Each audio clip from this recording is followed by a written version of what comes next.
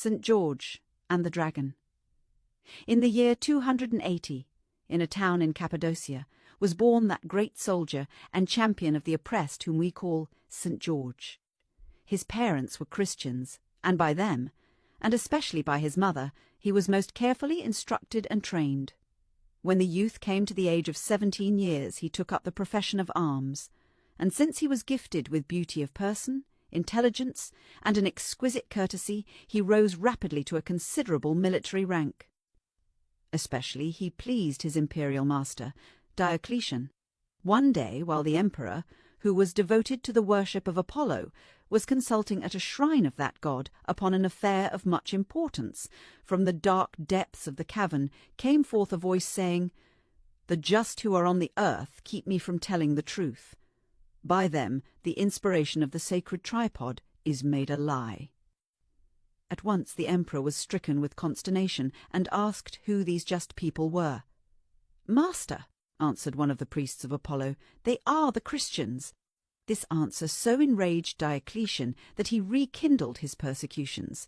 Now, from the first, the young soldier George had burned with indignation because of the unspeakable cruelties put upon Christians, and he had spoken out boldly in defence of his brethren. His friends had counselled silence and prudence, but George would have none.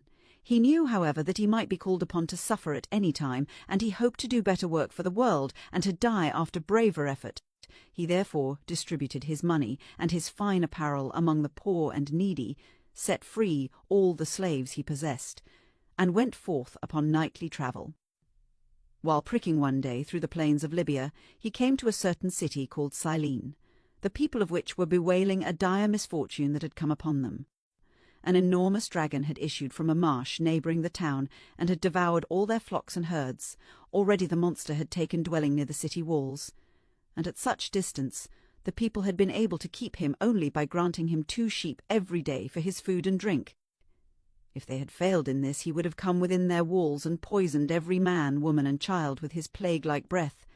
But now already all the flocks and herds had been eaten.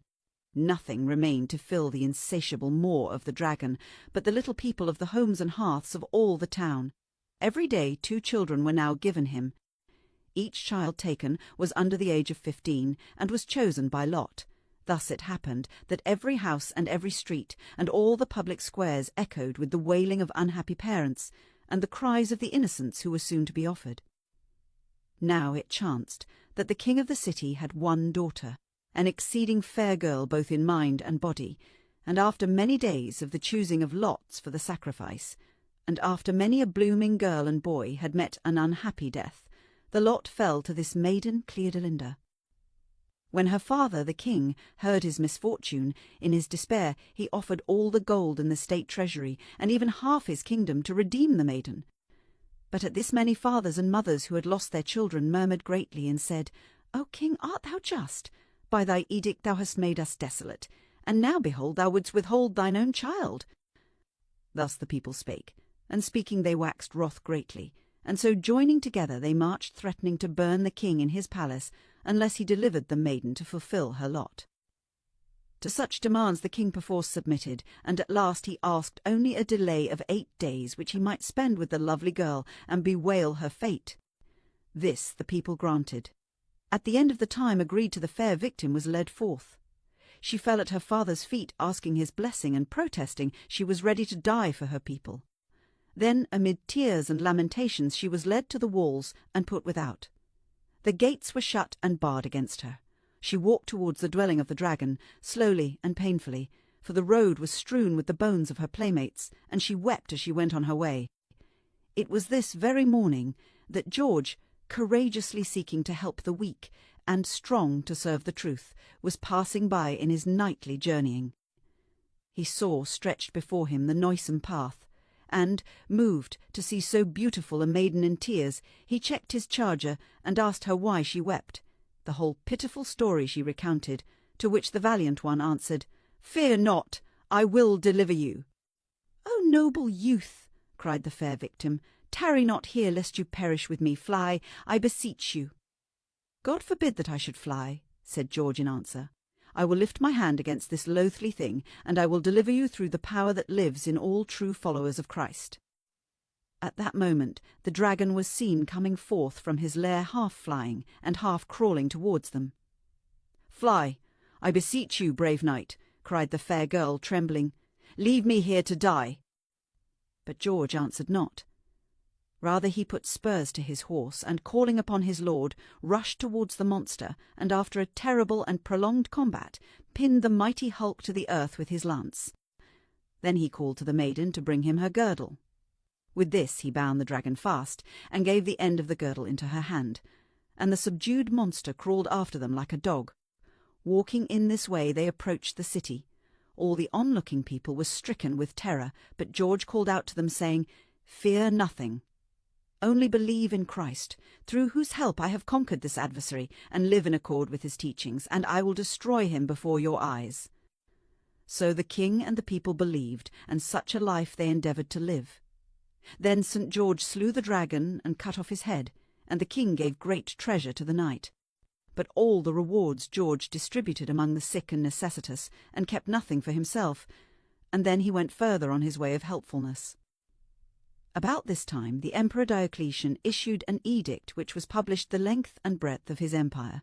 This edict was nailed to the doors of temples, upon the walls of public markets, in all places people frequented, and those who read it with terror and hid their faces in despair. For it condemned all Christians. But St. George, when he saw the writing, was filled with indignation.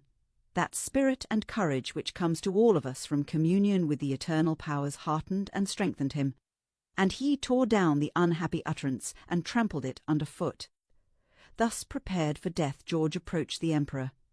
"What wouldst thou?" cried Diocletian angrily, having heard from his proconsul Dacian that this young man deserved torture. "Liberty, sir, for the innocent Christians," answered the martyr. "At the least liberty, since their liberty can hurt no one." "Young man," returned Diocletian with threatening looks, "think of thine own liberty and thy future." Before George could make answer, the ill will of the tyrant waxed to ardent hatred, and he summoned guards to take the martyr to prison. Once within the dungeon the keepers threw him to the ground, put his feet in stocks, and placed a stone of great weight upon his chest. But even so, in the midst of torture, the Blessed One ceased not to give thanks to God for this opportunity to bear witness to Christ's teachings. The next day they stretched the martyr on a wheel full of sharp spokes. But a voice from heaven came to comfort him and said, "George, fear not, so it is with those who witness to the truth." And there appeared to him an angel brighter than the sun, clothed in a white robe, who stretched out a hand to embrace and encourage him in his pain. 2 of the officers of the prison who saw this beautiful vision became Christians, and from that day endeavoured to live after the teachings of Christ. There is still another tale, that after George had been comforted by the angel who descended from heaven, his tormentors flung him into a cauldron of boiling lead, and when they believed they had subdued him by the force of his agonies, they brought him to a temple to assist in their worship, and the people ran in crowds to behold his humiliation, and the priests mocked him. The emperor, seeing the constancy of George, once more sought to move him by entreaties. But the great soldier refused to be judged by words, only by deeds. He even demanded to go to see the gods Diocletian himself worshipped. The emperor, believing that at length George was coming to his right mind, and was about to yield, ordered the Roman Senate and people to assemble in order that all might be witnesses of George's acknowledgment of his own, Diocletian's, gods. When they were thus gathered together in the emperor's temple, and the eyes of all the people were fixed upon the weak and tortured saint to see what he would do, he drew near a statue of the sun-god Apollo, and stretching out his hand toward the image, he said slowly, "Wouldst thou that I should offer these sacrifices as to a god?" The demon who was in the statue made answer, "I am not God. There is but one God, and Christ is his greatest prophet." At that very hour were heard horrible wailing sounds coming from the mouths of idols the world over, and the statues of the old gods either all fell over or crumbled to dust.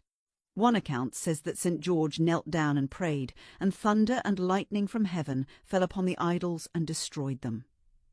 Angry at the breaking of their power, the priests of the gods cried to the emperor that he must rid himself of so potent a magician and cut off his head.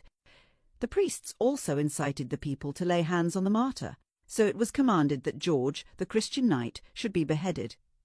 He was dragged to the place of execution, and there, bending his neck to the sword of the executioner, and absorbed in prayer, he received bravely and thankfully the stroke of death in April 303.